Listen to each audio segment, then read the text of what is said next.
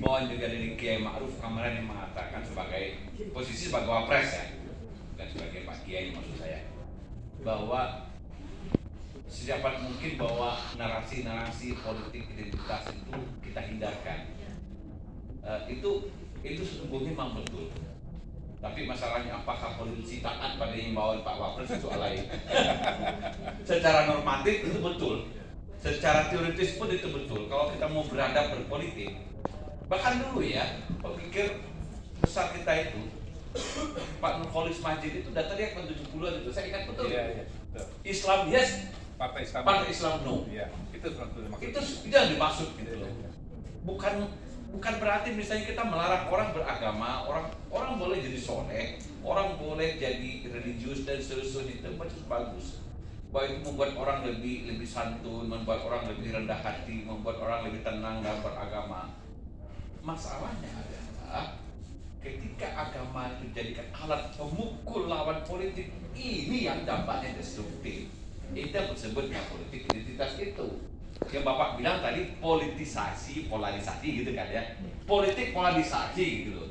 Bahwa secara sadar elit-elit itu memang melakukan politik polarisasi, itu maksudnya Pak ya. Nah, betul tadi ya.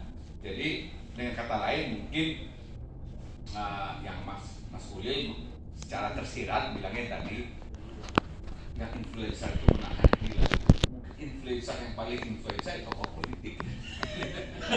Gitu maksudnya. Walaupun itu agak sulit lah. Tapi Pak Bahlil bilang, nah tokoh politik kan memang kerjaannya mengipas-ngipasi, memilih orang memilih dia. Ya susah juga ya. Oke lah. Tapi gini, kalau secara studi sosial psikologi, kita juga pernah melakukan studi itu, ya, tapi baru literatur study.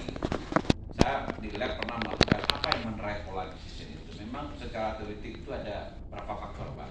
Satu, ada masalah-masalah di tingkat individu. Ya ini misalnya orang-orang yang mudah terdogmatisasi, orang yang kurang mikir, literasinya rendah, itu memang cepat diterai polarisasi. Itu satu faktor. Faktor kedua, proses-proses sosial politik, itu yang maksud tadi. Jadi usaha-usaha untuk memobilisir identitas itu menerai juga. Nah, Mas Ulil, ada buku ketiga yang kontemporer, itu dikarang oleh Sinan Aral namanya IT. Judulnya Hype Machine. Hype Machine itu bicara namanya di-drive oleh algoritma. Ini yang terjadi dengan Trump. Dengan memanfaatkan membuat produser hoax itu, siapa Cambridge Analytica itu. Nah, itu yang kasus besar itu. Jadi dia manipulasi kesadaran orang dan membombardir orang dengan berita-berita palsu untuk mempengaruhi kesadaran orang untuk memilih Trump. Dan kasus Brexit di Inggris itu efektif lewat manipulasi algoritma. Itu kalau Anda mau nonton film itu, nontonlah filmnya Netflix itu namanya Social Dilemma. Itu disebarkan. Itu dikarang oleh, jadi algoritma itu sekarang adanya di mana?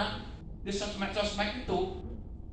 Ini mungkin relevansi dari yang Mas Ulil bilang, sosmed, toko-toko itu main di sosmed, influencer itu. Mbok yang nahan diri itu.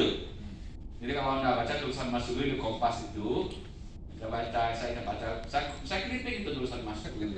Saya kasih ke tempat kan anak di lab. Saya Mas Ulil mau ngomong nih, saya bilang itu. Self restraint itu kan. Ayolah self restraint lah. Itu sebenarnya supaya tidak memainkan politik polarisasi itu, Pak. Nah, masalahnya sekarang maksud saya nggak ngerti juga, ini mungkin studi yang lebih lanjut juga. Saya nggak ngerti juga ya, buat apa juga Islam itu harus jadi kekuatan politik, itu maksud saya gitu loh. Apa rasionalitas nggak cukup gitu, saya kira-kira gitu ya. Apa karena merasa kita sedemikian tertindasnya sebagai umat Islam? Saya juga nggak ngerti gitu. Kenapa reaksinya sedemikian meradang, sedemikian keras itu sehingga kita harus memainkan sebuah entah girok pun apapun namanya. Tapi jadinya norak-norak, Pak. Norak-norak maksud saya itu begini ya. Kok semua apa-apa aja diberagamakan? Mungkin Bapak bisa ketawa kan melihat itu kulkas harus ada halal mesti. Ini kulkas syar'i apa enggak?